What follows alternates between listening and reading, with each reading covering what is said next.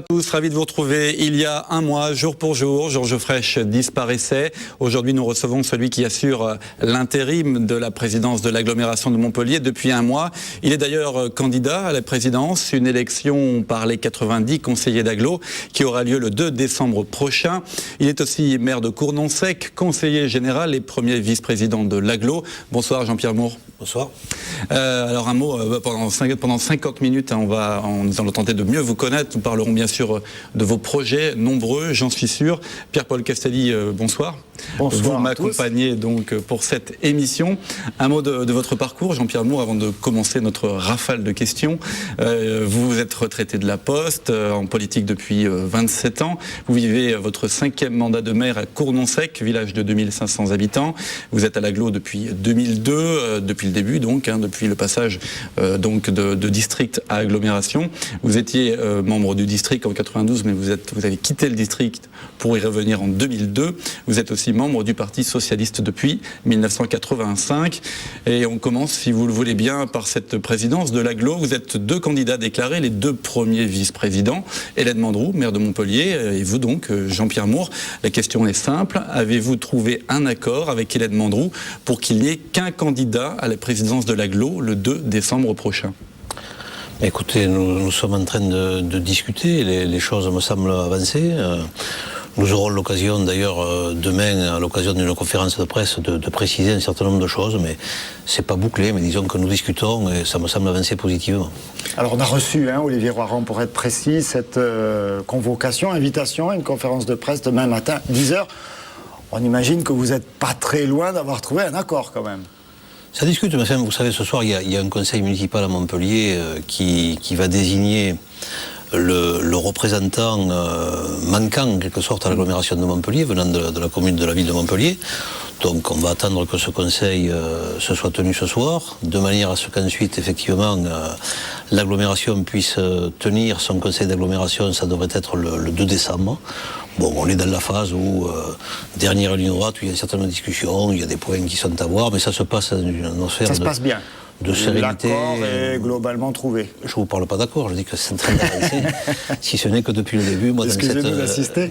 Non, mais dans cette situation, moi j'ai toujours été très serein. Ce qui est important, c'est la stabilité de l'institution, agglomération, qui est bien structurée, qui a ses projets, qui a sa ligne de conduite, qui a la vision qui a été tracée par le président. Cette occasion, d'ailleurs, j'ai une grosse pensée pour lui ce soir, parce qu'effectivement, il y a un mois de ça, il nous disait à sa manière un grand coucou pour l'avenir.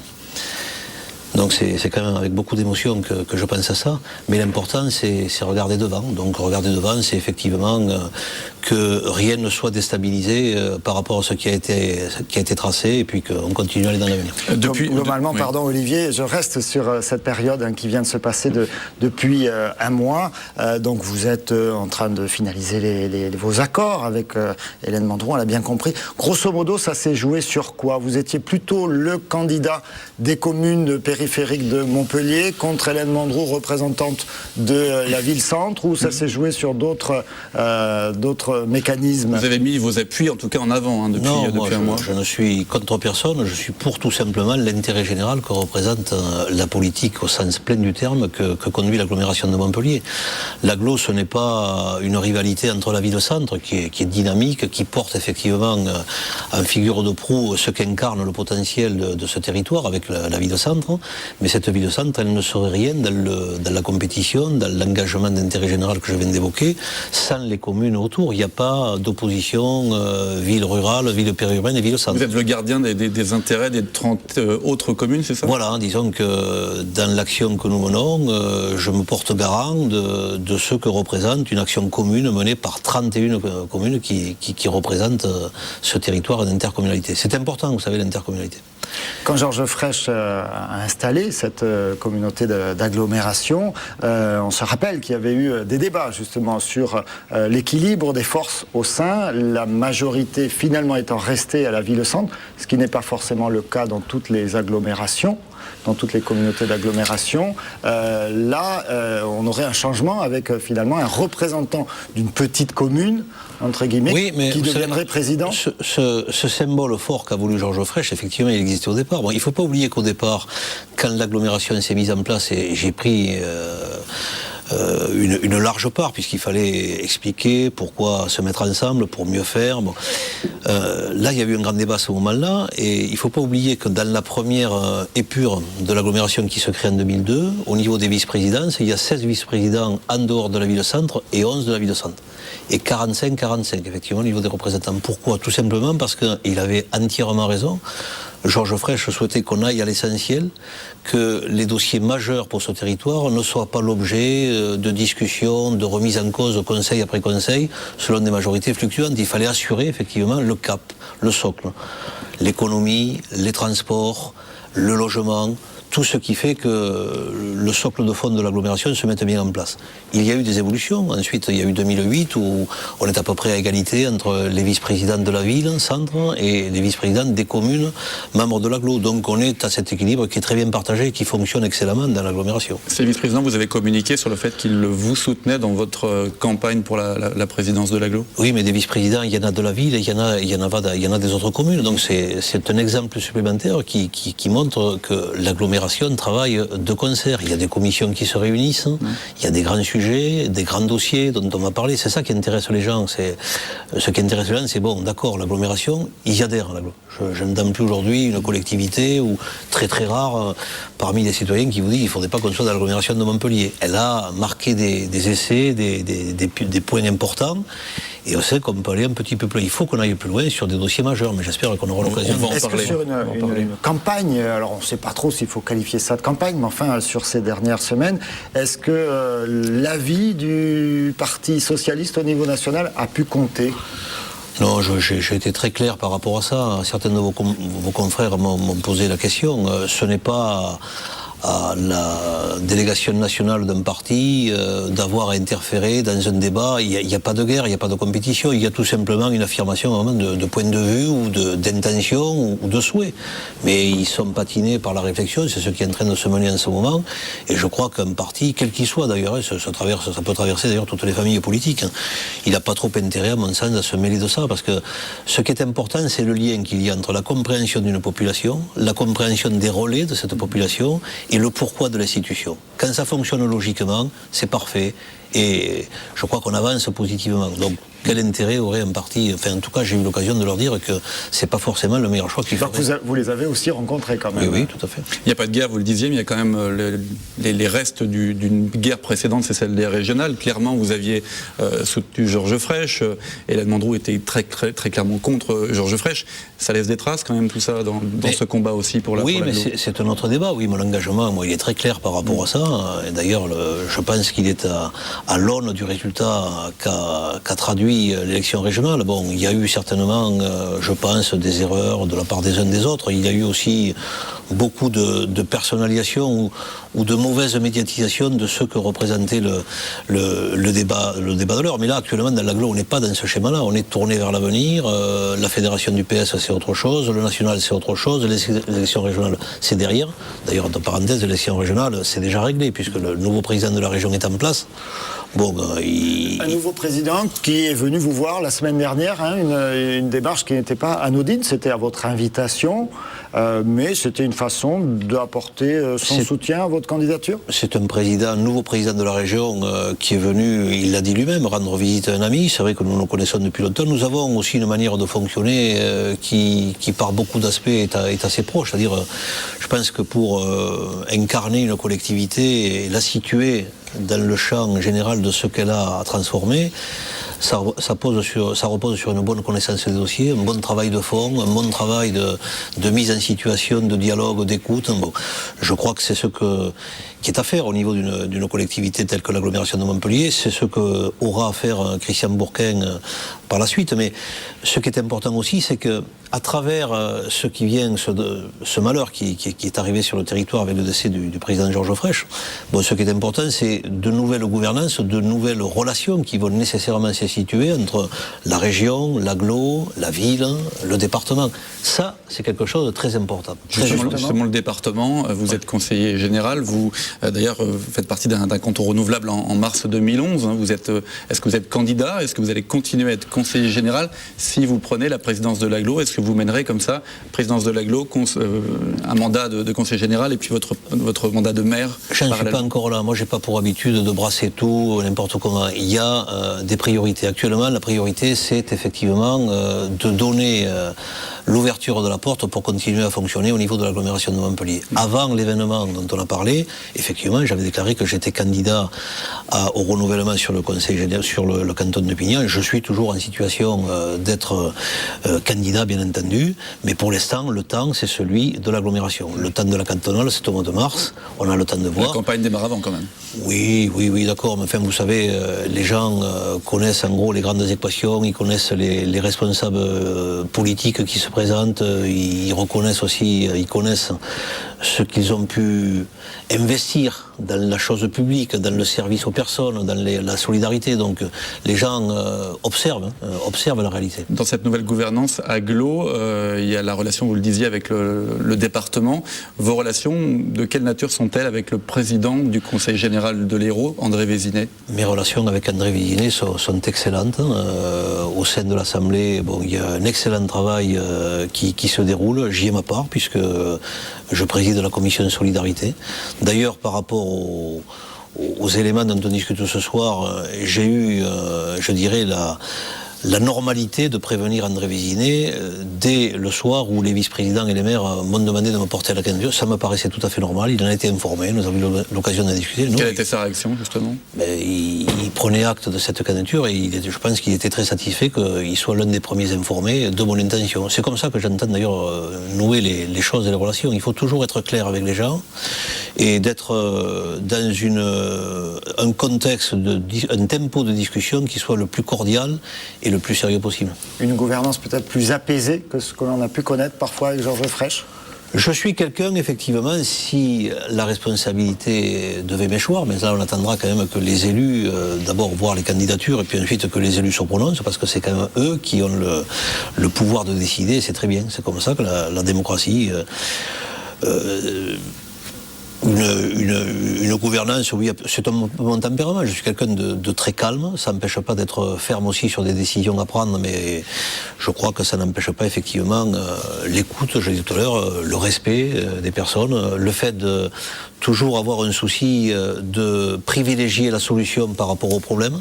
Il y a des gens qui sont experts pour créer des difficultés aux solutions. Moi, je pense plutôt consensuel, justement.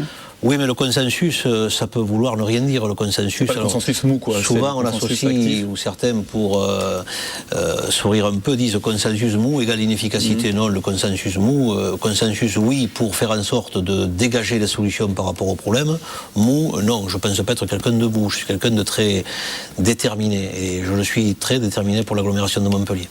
Qu'est-ce que vous comptez faire justement pour ne pas distendre peut-être les relations entre l'agglomération et la ville-centre, compte tenu de cette bataille qui peut-être touche à sa fin, mais pour la présidence de l'agglomération? Mais on a des éléments de rapprochement qui me paraissent tout à fait normaux, classiques, qui existaient avant qu'il y ait eu la tension que vous évoquiez les régionales. Bon, ça a marqué un temps un peu de friture sur la ligne. Ce qui est important, c'est qu'il y a des dossiers majeurs qui concernent l'agglo, mais qui se retrouvent également sur la ville-centre. Il me paraît tout à fait normal que les élus de la ville qui ont une responsabilité à la ville et ceux qui ont une responsabilité à l'agglo, dans la mesure où ils sont de la ville, puissent effectivement aborder aussi ces questions ensemble. En plus d'une gouvernance qui va concerner le fait que sur des problèmes bien précis, l'agglomération en tant que telle doit rencontrer les responsables de la ville avec une certaine échelle. On l'avait avec Georges Frêche à un certain temps, on avait ce qu'on appelait des relations ville-agglo-région. Bon, là, ça va être différent dans la mesure où il n'y a pas une responsabilité qui est partagée sur une même tête. Bon, il y aura différents responsables, ça m'apparaît évident de mener cette gouvernance régulière. Il y a des commissions qui fonctionnent également à l'agglo. Il est important que les adjoints de la ville soient dans les commissions thématiques qui existent à l'agglomération de Montpellier. Et puis on a également, de même qu'on aura à le faire vis-à-vis de la région et vis-à-vis du département, à nouer ces relations d'efficacité. On dit souvent, juste un mot, c'est important, on dit souvent que dans le sud, dans le midi, les élus, quel que soit leur bord politique d'ailleurs, sont moins enclins à se réunir pour porter les vrais dossiers auprès du décisionnaire, par exemple, qu'est l'État. Moi, je fais partie de ceux qui considèrent que par rapport à ces grands enjeux, on doit effectivement se mettre autour de la table, mais pas pour faire de la réunionnite. On doit se concerter et travailler ensemble pour aller le plus loin possible dans l'intérêt de nos populations. L'intérêt de nos populations, c'est l'emploi, c'est le logement, c'est la santé, c'est les moyens de transport, c'est la politique également du cadre de vie qu'on a tissé avec eux et qu'on a tissé tous ensemble. Donc voilà, effectivement, par rapport à ça, je suis, si vous voulez, dans une volonté d'être très consensuel, très pédagogue. Mais à un certain moment, il faut trancher, il faut décider. On va faire une courte pause, si vous le voulez bien. On arrive déjà au terme de cette première partie, il y en aura 3. On fait une pause, on se retrouve dans un instant.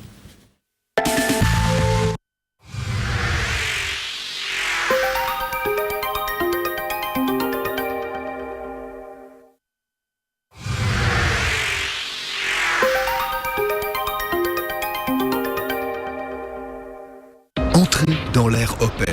Bonjour et bienvenue chez France Auto, votre concessionnaire exclusif sur Montpellier, Sète et Castelnau. Je m'appelle Vincent Vernier, je suis le commercial Opel Entreprise dédié aux professionnels. Vous souhaitez créer, renouveler ou agrandir votre parc de véhicules, je suis là pour vous accompagner et vous conseiller. Opel Entreprise, c'est une gamme complète de véhicules utilitaires, mais également des véhicules de société 2 places et bien sûr des véhicules 5 places. Vous bénéficiez sur l'ensemble de notre gamme de tarifs professionnels très avantageux et de solutions de financement en crédit classique, crédit bail ou location longue durée. France Auto, c'est un vrai service personnalisé avec un atelier rapide sans rendez-vous dans l'une de nos 3 concessions. Et en plus, on répare votre carrosserie pour que vous offriez toujours une image impeccable. En ce moment, ne ratez pas le nouveau Movano en traction ou propulsion et ses 17 mètres cubes de volume utile. Merci de votre confiance et à bientôt. France Auto, l'ambition de l'excellence. Opel. Le Salon des Antiquaires fête son 40e anniversaire au Parc Expo de Nîmes du 27 novembre au 5 décembre. Une centaine de grands professionnels venus de toute la France vous invitent à une prestigieuse promenade à travers toute l'histoire de notre patrimoine. Par curiosité, par amour des très belles choses ou pour investir autrement, rendez-vous au Salon des Antiquaires à Nîmes au Parc Expo du 27 novembre au 5 décembre. Dans le monde, plus de 100 millions d'enfants en âge d'aller à l'école ne sont pas scolarisés. 150 millions d'enfants travaillent dès leur plus jeune âge. Aller à l'école, c'est pourtant un droit fondamental pour tous les enfants, une garantie pour les générations futures. Partout dans le monde, l'UNICEF lutte pour le respect de ce droit et participe à la création d'écoles et à la formation des enseignants. En France, l'UNICEF sensibilise et alerte sur le rôle essentiel de l'éducation pour tous les enfants, à travers une multitude d'actions et d'événements. Notre but, mobiliser et collecter pour nos programmes. Pour venir en aide aux enfants, moi, j'ai choisi d'être bénévole.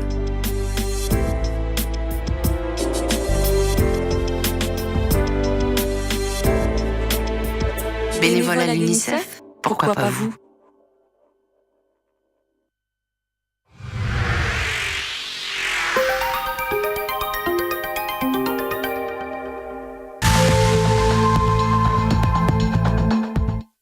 Deuxième partie dont on en parle, nous sommes toujours avec Jean-Pierre Moure, président suppléant de Montpellier Agglomération. On continue à parler un petit peu politique, on parlera très très vite des grands dossiers qui concernent l'agglomération de Montpellier dans un instant.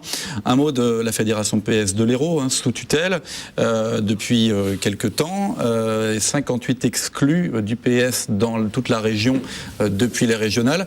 Quand vous avez rencontré, parce que visiblement vous avez rencontré le PS national, est-ce que ça a été un sujet de discussion, cette fédération PS et les exclus justement? Est-ce que vous avez demandé leur réintégration? Non, ce sujet n'est pas venu sur la table des discussions que j'ai pu avoir. Le sujet central, c'était qu'est-ce qui allait se passer au niveau de l'agglomération de Montpellier. Par rapport à la question que vous posez, bon, je pense que cet épisode des 58 exclus, il est malheureux, il est dans le prolongement de ce qui a été la cristallisation de la campagne des régionales.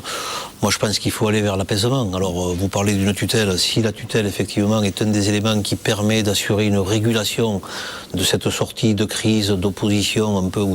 Bon, je crois que ça serait très bien. Il faut toujours donner du temps au temps. Et je pense que si les gens sont responsables, on doit arriver, effectivement, à solutionner également cette problématique-là. Ça me paraît normal qu'on l'envisage. Il y a un temps pour tout. Moi, je souhaite personnellement que ce temps soit le plus court et que l'ensemble des représentants de la famille socialiste se cristallisent réellement sur les vrais enjeux qui vont être les nôtres en tant que parti, c'est-à-dire qu'il y a de grandes échéances qui arrivent, notamment la principale étant celle de la présidentielle et législative. Je crois que par rapport à ça, en termes de débat de société, de fond, là aussi, c'est ce qui intéresse les gens, qu'on ait en quelque sorte deux projets la famille PS se rassemblera, et que la famille PS se rassemble. Je suis optimiste, oui, par rapport à ça. Parmi les exclus, il y a Christian Bourquin, on en a parlé tout à l'heure, je fais une transition. Christian Bourquin, président du conseil régional, il était chez vous il y a quelques jours.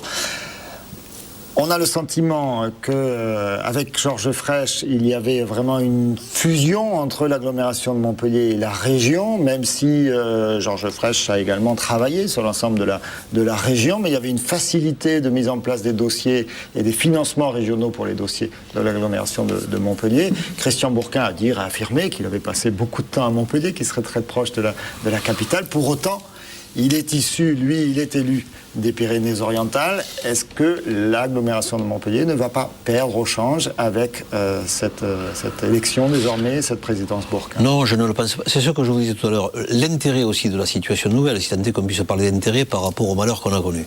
Mais le côté positif, c'est d'avoir à démontrer que dans l'évolution moderne des relations entre institutions, incarnées par des responsables politiques, avec leur propre équipe, ce qui est important, c'est comment on peut travailler ensemble.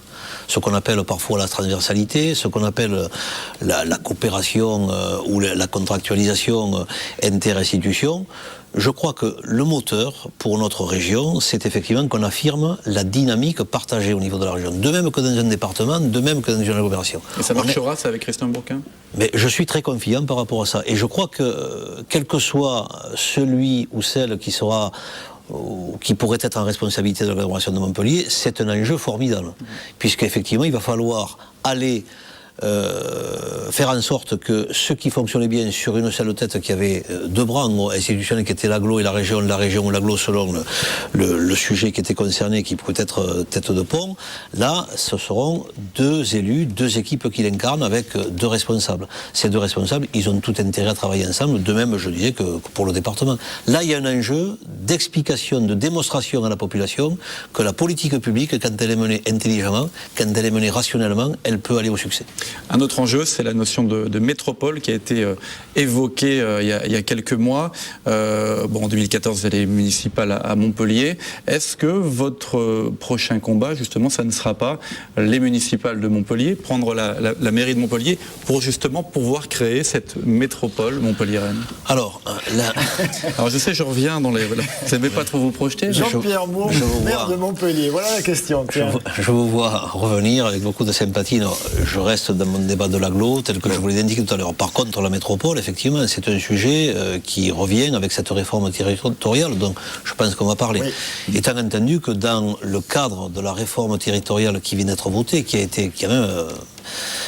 sorti avec beaucoup de difficultés au forceps, avec 1 ou 3 voix d'avance selon les institutions, 1 voix au niveau de la commission mixte paritaire, ça veut dire que cette loi, elle a eu du mal à sortir, parce qu'elle n'est pas bonne.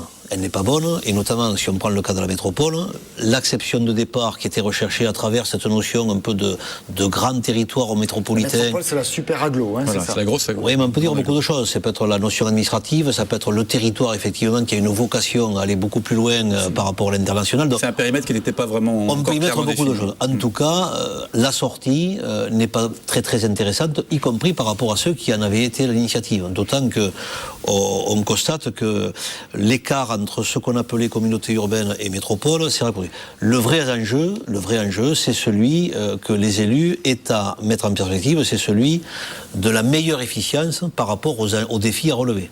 Les défis, je vous ai indiqué tout à l'heure, c'est l'emploi, c'est le logement, c'est l'aménagement de territoire. Et à un certain moment, c'est pas une priorité de l'heure. Je veux dire, au niveau de l'agglo, on a actuellement, sur les grands projets qu'on va évoquer, des priorités très supérieures sur le court terme à celles-ci. Par contre, il faudra reposer la question. J'ai eu l'occasion de le préciser. J'ai eu l'occasion d'intervenir lors de la dernière commission départementale de coopération intercommunale. Le vrai enjeu, c'est de ne pas oublier les lendemains. Les lendemains, c'est travailler pour les jeunes, c'est travailler pour l'emploi, je viens de l'évoquer. Et c'est aussi se donner les moyens et les conditions pour affronter ces défis. Et affronter ces défis, il faut qu'on imagine qu'on aura à le faire dans un contexte où les finances publiques seront de plus en plus rares, de plus en plus contraintes. On en a l'exemple savant actuellement avec la réforme de la taxe professionnelle qui va, à mon avis, et j'en suis convaincu et je ne suis pas le seul, amener un certain nombre de difficultés aux entreprises auxquelles on avait dit, vous allez voir, ça ira mieux, on vous ponctionne moins. Mais par contre, on savait aussi que les collectivités que nous représentons assurent 75% de l'investissement en France. Si ces collectivités, parce que le remplacement de l'ATP par une valeur ajoutée, par des éléments qui nous amènent moins de certitude sur une région, un territoire comme le nôtre, d'avoir un effet valorisant chaque année avec des bases supplémentaires est anéanti, ça veut dire tout simplement qu'il faut effectivement se poser la question dans le temps de transfert de compétences non gagées par des transferts de ressources. On a le cas directement au département, à la région ne votant plus d'impôts, le département étant pénalisé parce qu'il prend tout le côté, je dirais, difficile des charges liées à la solidarité des personnes âgées, des handicapés, moins de 240 millions quand même de ressources non assurées par l'État par rapport au transfert. Le RSA financé aussi. Oui. Et le RSA également, et les agglos qui, au demeurant, on pourrait dire qu'elles sortent les moins mal lotis de cette réforme, il y a quand même des éléments d'incertitude financière qui sont lourds. Mais justement, la Montpellier Agglomération a décidé d'une taxe additionnelle sur la taxe d'habitation. Est-ce que c'est pas trop dur quand même de faire payer les ménages? Non, alors là, je vous rassure, et je corrige pas le taux encore. Je nuance ce que vous dites, on n'est pas dans le débat de la taxe additionnelle. À un moment, ça a été évoqué lors d'un conseil d'agglomération. De fait, on n'a pas allé dans la taxe additionnelle pour la bonne raison que c'est la loi elle-même qui génère ce qu'on appelle un peu un transfert des entreprises vers les ménages. Et le fait de transférer la taxe d'habitation dans son produit départemental vers le bloc communal incarné ici par l'intercommunalité, l'État d'ailleurs récemment, après avoir voté le texte, a dit attendez, revenez éventuellement en arrière si vous le souhaitez, parce que nous garantissons, soi-disant, l'équité parfaite entre ce que vous payez avant, ce que les ménages payent avant et ce qu'ils vont payer l'année prochaine. Ça, c'est un peu très certainement pour amuser la galerie pendant un an, parce qu'ensuite la question se posera. Mais on ne sera pas en situation de taxe d'habitation, on sera en situation de fiscalité mixte. Le fait qu'il y ait une TH, automatique taxe d'habitation, automatiquement c'est lié à l'évolution des taux possibles par rapport au foncier bâti ou non bâti. Donc c'est l'État de fait qui a créé cette situation. Et c'est à nous, notamment quand on est de gauche, quand on est quelqu'un qui œuvre avec ses équipes vers les actions de progrès, qu'on a à assurer la meilleure répartition entre, d'une part, le ponctionnement qui est fait auprès des ménages, l'action que peuvent mener les entreprises de par le développement économique et la valeur ajoutée qui est créée. Ce sont de grandes interrogations pour l'avenir. Heureusement qu'on est sur un territoire qui va de l'avant, qui a une évolution démographique. On va partir dans les dossiers, puisqu'on en parle depuis tout à l'heure. Juste une dernière question, Pierre-Paul. Une question que j'ai eu l'occasion déjà de poser à certains élus au moment de la mise en place de ce projet de loi. Si vous ne retirez plus, à travers la suppression de la taxe professionnelle, de recettes liées à l'implantation d'entreprises, est-ce qu'à un moment donné, vous ne pouvez pas, vous, élus, vous dire pourquoi je vais m'encombrer d'aller chercher des entreprises avec parfois les difficultés des implantations? Ce sont des entreprises qui peuvent être polluantes ou autres, qui peuvent causer des problèmes environnementaux, des problèmes de riverains. Pourquoi je vais m'encombrer de générer de l'emploi si, au fond, ça ne me génère pas de recettes? Alors, deux éléments à votre question, il y a deux réponses. Les deux s'appuient l'une sur l'autre. Le premier élément, c'est que sur le territoire de l'agglomération de Montpellier, il viendra toujours des entreprises. Nous sommes le territoire qui actuellement accueille le plus d'entreprises. Nous sommes le territoire sur lequel le taux de pérennisation des entreprises, une fois qu'elles sont installées, quand elles démarrent, est le plus fort en France. 83% des entreprises qui se sont créées sur Montpellier, 3 ans après, se maintiennent et se développent. Donc l'attractivité du territoire est un enjeu fort. Je viens après sur la question des finances. Mais l'un des enjeux à travers les gros dossiers dont on va parler, c'est qu'effectivement on est dans la continuité de ce qui a été tracé depuis 1977 à la ville, dans l'agglomération, par la vision du président, mais il faut qu'on aille au-dessus. C'est-à-dire que l'image, par exemple, de Montpellier-la-Surdouée, elle est toujours d'actualité, mais elle a quand même un peu vécu.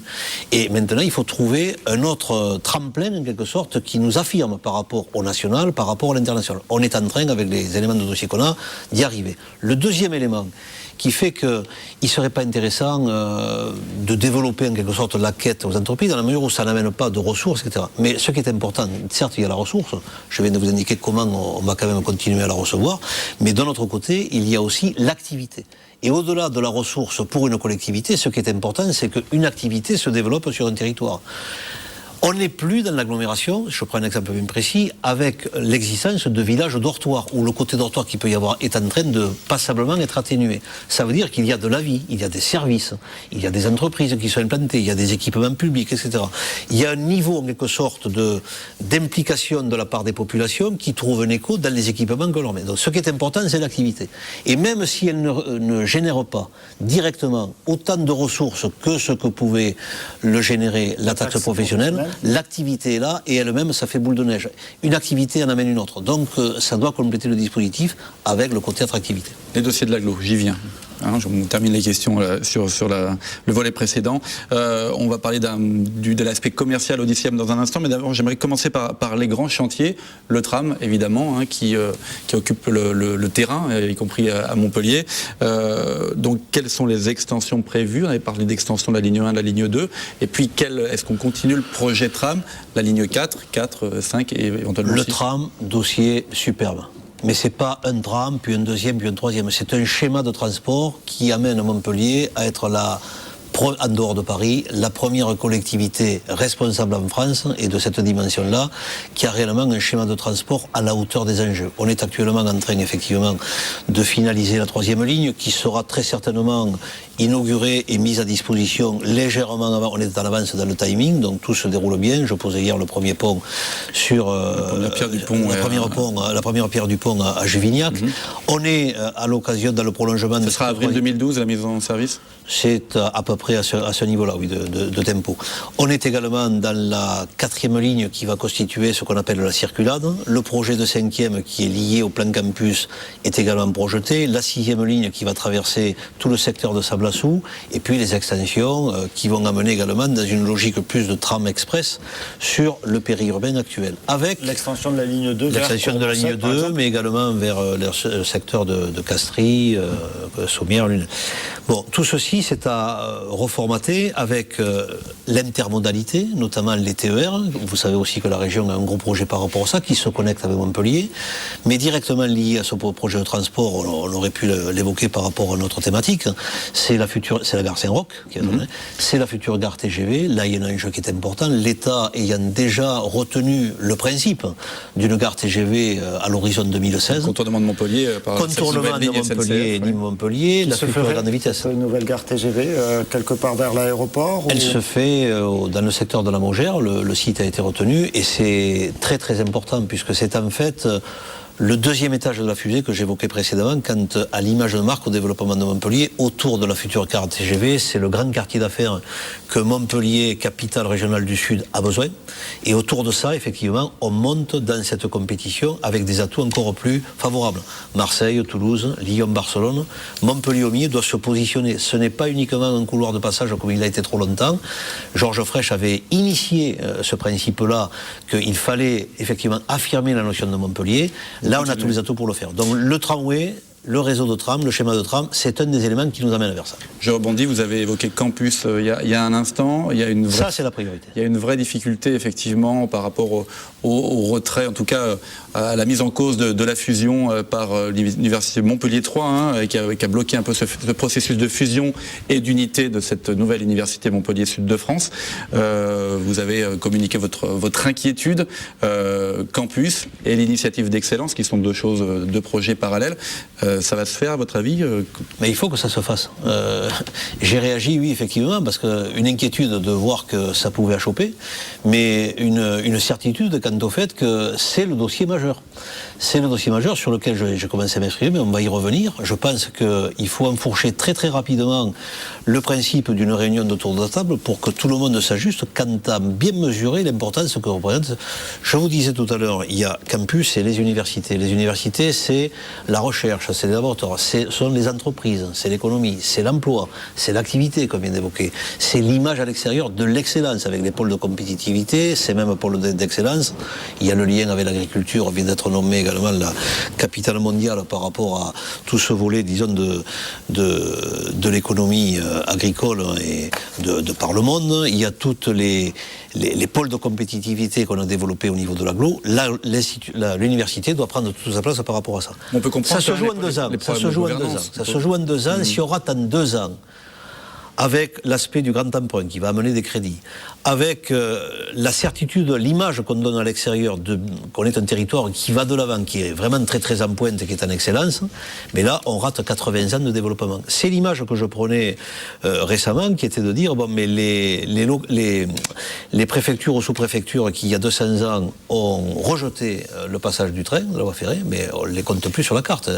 Elles sont plus sur la carte du sport, elles sont plus sur la carte de l'économie, elles ont raté le train. Vous comprenez? Et là, on est en train de rater, si on ne se ressaisit pas, quelles que soient les raisons, et j'ai entendu ce qu'a dit... Vous comprenez les inquiétudes quand même de la présidente de l'Université Montpellier? C'est comme ceux qui quittent, il vaut toujours mieux être autour de la table, la chaise vide, où je quitte le stade, le match il continue à se dérouler, mais dans des plus ou moins bonnes conditions. Là, on doit jouer le niveau de la Ligue 1, de la Coupe d'Europe, de la Champions League. Montpellier ne peut pas se permettre ça. On va faire une courte pause à nouveau et on se retrouve dans un instant.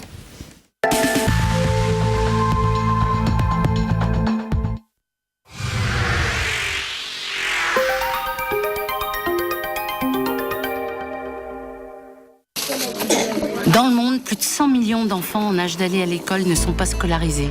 150 millions d'enfants travaillent dès leur plus jeune âge. Aller à l'école, c'est pourtant un droit fondamental pour tous les enfants, une garantie pour les générations futures.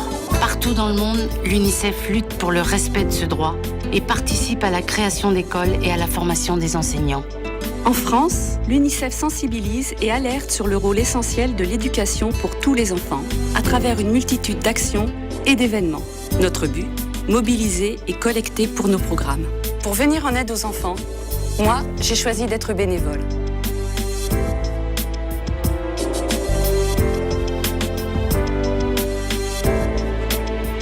Bénévole à l'UNICEF, pourquoi pas vous?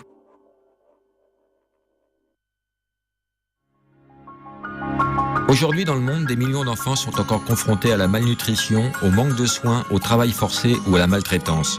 Depuis 30 ans, sous l'impulsion de Sœur Emmanuelle, Asmae s'engage pour les enfants. Et vous? Aidons les enfants à devenir des hommes libres.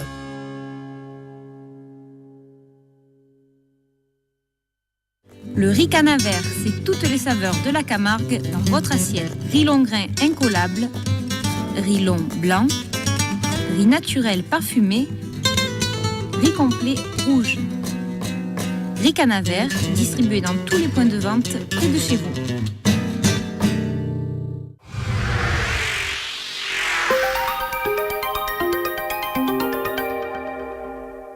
Gaming TV vous donne une nouvelle fois rendez-vous pour présenter toute l'actualité vidéoludique du moment. Retrouvez des invités de marque qui testent les dernières sorties, des reportages exclusifs dans les coulisses des jeux vidéo et bien d'autres rubriques pour vous éclater et vous donner envie de jouer. Et ça, c'est seulement dans Gaming TV.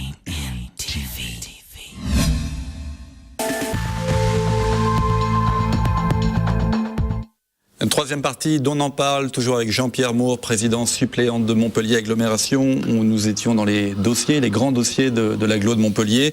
Un volet commerce qui est important, Odysseum, qui était un des projets phares de Georges Frêche. Vous allez continuer, il y avait des projets d'extension d'Odysseum, Odysseum 2. Qu'est-ce qui va se passer dans les prochaines années? Si vous êtes président de l'agglomération de Montpellier, évidemment. Oui, mais enfin, indépendamment de ça, on peut avoir un regard qu'on porte sur les choses. Bon, mais je pense effectivement que ce dossier va continuer, il doit continuer. Odysseum, on a entendu quelques réserves à un certain moment. Bon, Odysseum, son développement de la partie commerciale est arrivé à un moment où la crise financière, la crise économique était au cœur, je dirais, de sa turbulence. Bon, puis par ailleurs, un projet comme ça, c'est un projet qui a besoin de certains temps de maturation. Je pense qu'on est dans la phase maintenant où on va aborder cette consolidation un peu de la réalité d'Odysseum. N'oubliez pas ce que je vous ai dit tout à l'heure par rapport à la gare TGV. Ça veut dire que ce secteur, il est appelé un grand développement, excellemment positionné par rapport à l'aéroport, par rapport à l'autoroute, par rapport à la gare TGV. Donc c'est le quartier, c'est ce déplacement un peu de Montpellier vers la mer avec l'éco-cité, dont on parlera aussi peut-être, qui traduit effectivement l'affirmation en devenir de ce territoire métropolitain, avec notamment, sur le plan du commerce, puisqu'on évoque ça, la question d'Odysseum. Mais moi j'ai tendance à dire il faut rebrasser les choses dans son ensemble. Il y a eu un débat à un certain moment entre le commerce de la ville-centre et Odysseum. Le problème de l'équilibre. Voilà, justement. cet équilibre, bon, on est en train de s'apercevoir que les questionnements qu'il y avait sont un tant soit peu dépassés, puisque entre le centre-ville et Odysseum, il y a le cordon ombilical que représente le tramway. Et puis les radicelles que je viens d'évoquer avec les aménagements de territoire en devenir. Donc pour moi, le débat est déjà derrière nous. Odysseum prend forme, prend position, et il est tout à fait complémentaire et équilibré avec le reste. Ensuite, la question qu'il faut se poser, c'est l'évolution de l'urbanisme, du commerce dans les grands territoires, et notamment l'évolution de la loi. On parle maintenant d'urbanisme commercial, mais au sens où tout ce qui était les commissions qui accréditaient vont être modifiées, et que ces règles-là se joueront dans le contexte de l'aménagement urbain, au niveau de l'urbanisme. Donc il est important effectivement, en rejoignant ça, les discussions qu'on avait tout à l'heure par rapport au schéma de cohérence territoriale, par rapport au développement de l'intercommunalité, ces questions de manière responsable et apaisée, là aussi il faut en discuter avec l'ensemble des interlocuteurs, les représentants du commerce. La chambre de commerce et d'industrie. Mais tout à fait, ça me paraît évident que, quelle que soit l'issue, à un moment... Vous avez une préférence? Vous allez me dire non, mais... Non, moi je laisse le milieu concerné faire son affaire du choix qui lui appartient. Après, bon, on verra effectivement qui est en charge de la responsabilité. Mais, ou alors, si on ne discutait pas avec une chambre de commerce, même s'il y a des évolutions avec un impact futur important au niveau de la chambre régionale, ça veut dire qu'on considère qu'ils n'ont aucun intérêt ou aucun avantage pratique à faire prévaloir, à donner leur point de vue. Il faut s'associer avec tout le monde dans la réflexion, mais également avec les élus qui portent telle ou telle intercommunalité et qui parfois ont une approche de se dire je prends de l'ATP pour pas qu'elle aille ailleurs. C'est fini la taxe professionnelle, c'est fini. Donc raisonnons intelligemment. Raisonnons sur les 20 ans à venir, sur ce qu'on a l'intention de facilité, de rationnel, d'intelligent dans la traduction du commerce et des implantations. Regardez la route de la mer. La route de la mer, c'est le dossier qu'on baptise Écocité, oui, dont le chargé de mission nationale, quand il est venu un peu stigmatiser les universitaires qui tardaient à présenter un bon projet, a quand même terminé son séjour sur l'agglomération de Montpellier, et j'ai eu l'occasion de lui faire visiter l'ensemble de l'Écocité, depuis Montpellier jusqu'à la mer, avec le tram, le commerce qui va s'implanter, qui va se reconfigurer complètement. C'est le premier projet en France de reconception du commerce grande distribution dans l'avenir, avec les nouvelles commandes par informatique, par internet ou autre, et puis également le lien entre les transports en commun et les voitures, et la manière de faire de la chalandise. Bon, là, on est au cœur d'un sujet. On va développer ça, mais il y a Odysseum. On le met en synergie.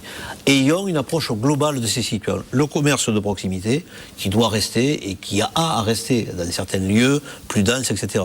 Le commerce de relais, et puis le commerce effectivement plus dimensionné par rapport aux accès. Bon, ça, je crois qu'il faut qu'on en discute, dans la mesure où il y a un atout qui va nous permettre de le faciliter, c'est le fait que la taxe professionnelle change complètement de gamme.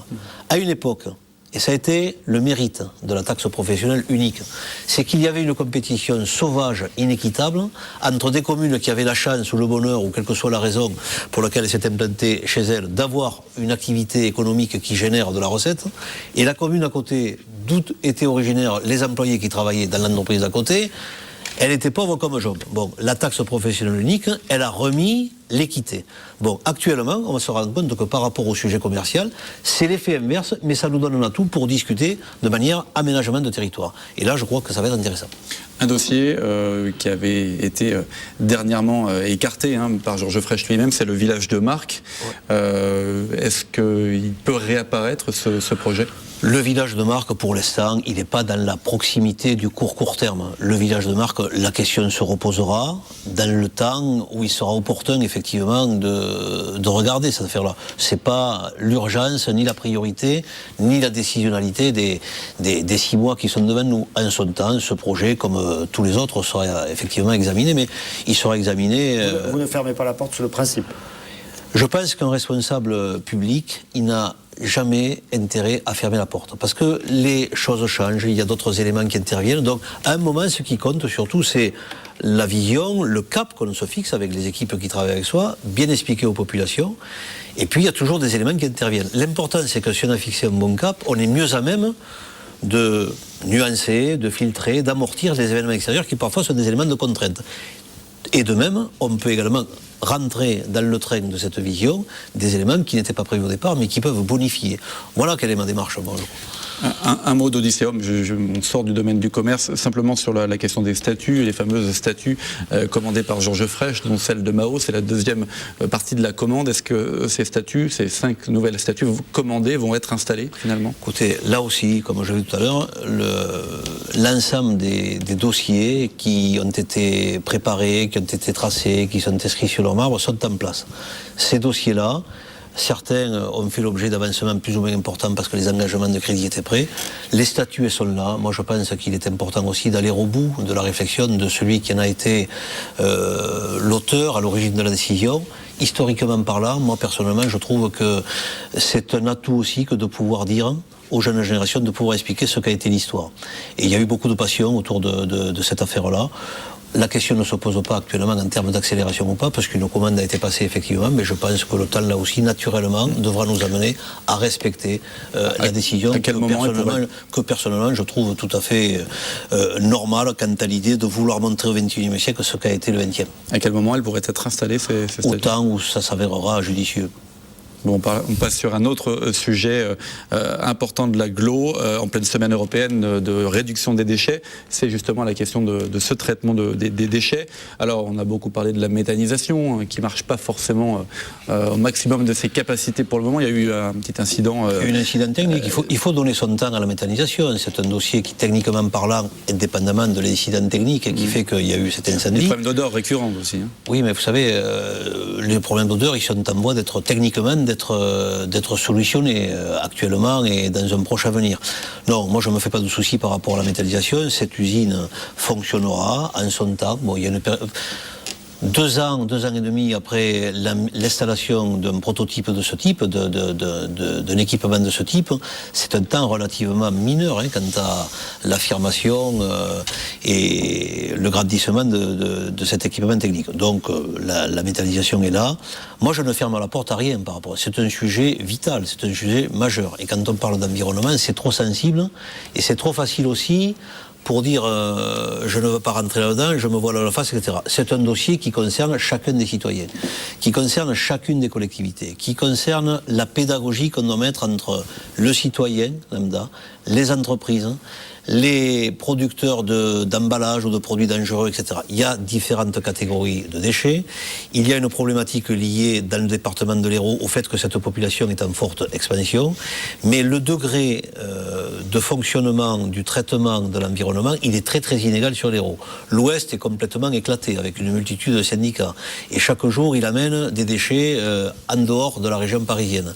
L'agglomération de Montpellier, qui considérait qu'on devait ouvrir davantage le champ des équipements à implanter pour traiter sur son aire urbaine les déchets, n'a pas été entendu à un certain moment par M. Hydrac.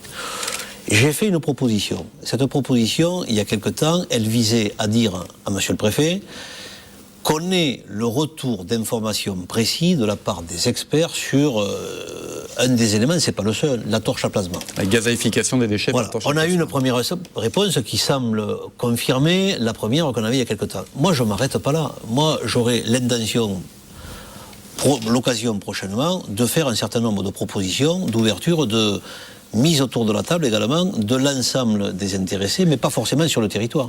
Pas forcément sur le territoire, parce que ça concerne l'ensemble du département de l'Hérault, qui est, vous le savez, partagé sur le relais des déchets en gros 2 zones. Il y a l'Est héroltais, il y a l'Ouest et puis il y a la partie centrale.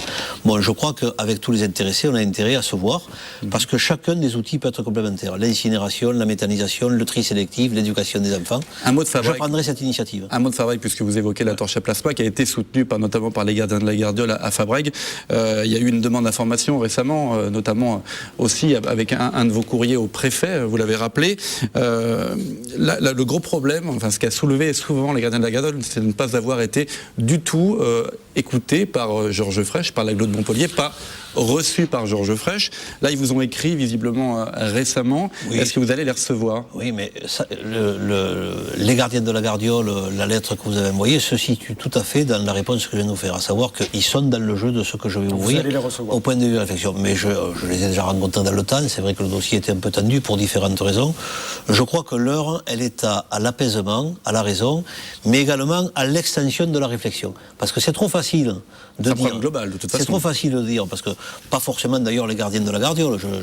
Ils sont dans leur rôle par rapport à ça. Moi, il n'y a pas de problème spécifique, de même qu'avec le maire de Fabrègues.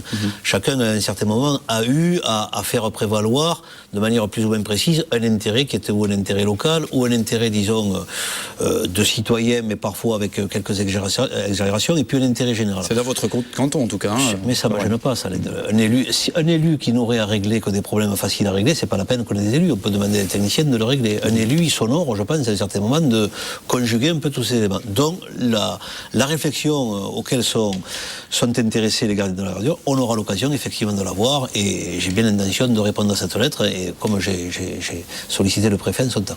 Vous venez d'évoquer vous-même, à travers ce dossier des déchets, la nécessité de travailler de façon plus large, parfois, au-delà de l'agglomération, de son découpage actuel. Justement, la grande agglo, une vraie grande agglo, peut-être sans aller chercher Nîmes ou Alès, mais en tout cas, le pays de l'or, Moguio. Moguio n'est pas dans l'agglomération de Montpellier, c'est l'aéroport, ça jouxte Montpellier. Au nord aussi, des communes qui sont sorties, vous évoquiez votre parcours, vous avez été un militant, en tant que maire de Courdon-Sec, de rapprochement avec Montpellier, vous étiez venu, on vous a fait repartir. L'agglomération est née en 2001 ou 2002 avec beaucoup plus de communes que celles qu'elle a aujourd'hui. Est-ce qu'on va pouvoir enfin, avec de nouveau la pression de l'État, élargir cette agglomération de Montpellier à un niveau au moins plus cohérent? J'ajouterais à ça une citation. Je citerai Georges Frêche sur ce plateau, dans sa dernière intervention le 8 septembre, qui disait que plus il s'en mêlait et moins ça marchait. Notamment, il évoquait son problème avec Pierre Bouldoir, le maire de Frontignan. Est-ce que justement, ça peut se débloquer?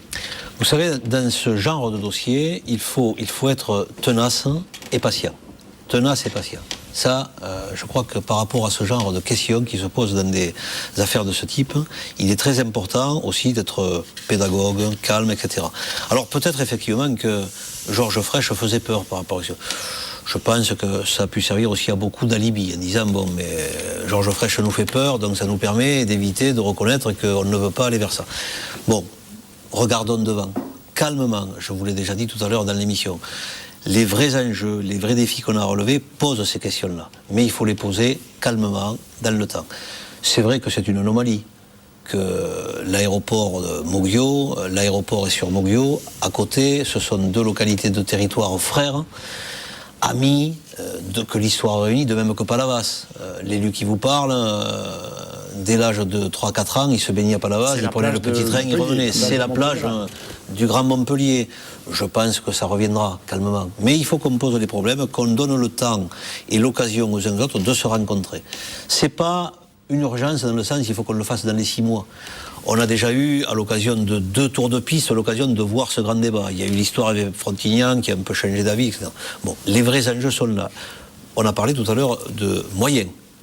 On ne développe un territoire que pour autant qu'on a un moyen. Il faut effectivement donner des synergies aux situations, aux équipes. Il faut effectivement qu'on évite de faire à 5 km ce qu'on peut mieux faire si on se branchait par exemple dans la localité qui est incarnée par une vue d'intérêt général qui est celle de l'agglomération de Montpellier. Mais chaque élu est respectable. Chaque équipe peut avoir des bonnes raisons. Encore faut-il en discuter. Un exemple avec Madame Bruguière sur le secteur du raccordement au niveau de l'Est de Montpellier au point de vue usé, on s'est très bien entendu parce que la raison l'a emporté. Et bien cette raison, elle doit l'emporter partout. On va arriver bientôt au terme de cette émission. Un mot sur quand même, pour conclure, la consultation demandée par Hélène Mandroux qui va consulter les Montpelliérains pour savoir quel lieu de Montpellier doit porter le nom de Georges Frêche. Il y a eu 5 propositions. Je vais les reciter. Le nouveau pont sur le Lez, le parvis du nouvel hôtel de ville, la plus grande place d'Odysséum, l'avenue de l'aéroport ou la place de la Comédie qui verrait se voir accoler le nom de Georges Frêche. Vous avez une préférence ? Non, j'ai pas de préférence ciblée, je dirais. Tous les lieux qui sont évoqués dans le débat sont d'accord, mais ça c'est un débat, je dirais, que je laisse normalement à la vie. Moi, dans cette situation, j'ai eu beaucoup de... Non, moi je ferai une proposition dans un temps au niveau de l'agglomération de Montpellier. Parce qu'il y a beaucoup, quasiment la totalité, des élus de l'agglomération qui nous ont dit, bon, on souhaite effectivement honorer bien sûr le président à l'occasion de leur premier conseil municipal, mais également bien sûr aller plus loin dans le sens d'honorer telle place, tel équipement. Donc on va avoir effectivement beaucoup, et c'est tout à fait justifié aussi, d'appellations rappelant l'immensité du rôle qu'a été notre président. Je suis en train de réfléchir, sans aucune précipitation, à ce que pourrait être quelque chose d'important au niveau de l'agglomération de Montpellier. J'ai quelques idées, mais il faut qu'on en discute. Mais laissons à Montpellier, c'est légitime, à Madame le maire, à Madame Mandroux, le soin d'organiser son débat sur Montpellier. Juste un mot, la nouvelle conseillère d'agglomération donc, qui va avoir le siège de Georges Frêche en tant que conseiller d'agglo, c'est Nadia Miraoui, puisque voilà. Vous l'annoncez sur le plateau. Hein. Exactement, l'information vient de tomber il y a quelques instants. Eh bien, c'est très bien, c'est le choix de la ville de Montpellier, donc désormais on va être en situation, comme je vous disais au début d'émission, de pouvoir réunir le conseil le 2 et nous accueillerons donc Nadia Miraoui pour que l'équipe soit au complet et que ce soit une équipe gagnante. Merci en tout cas Jean-Pierre Moore d'avoir accepté notre invitation. Merci Pierre-Paul. Prochain numéro d'On en parle, c'est mercredi prochain 18h30. Très bonne soirée à tous.